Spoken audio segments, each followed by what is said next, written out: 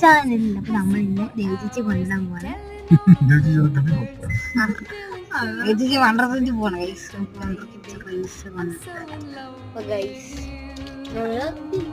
ഇപ്പൊ വീട്ടിൽ നിന്ന് വണ്ടി തിരിക്കുകയാണ്.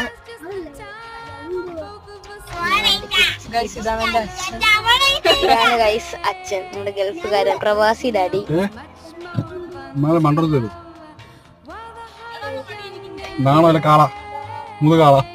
ഗൈസ് ഇതാണ് നമ്മുടെ പ്രവാസി ഡാഡി. പുറകിരിക്കുന്നത് കേശു ഉണ്ട്, അവനുണ്ട്,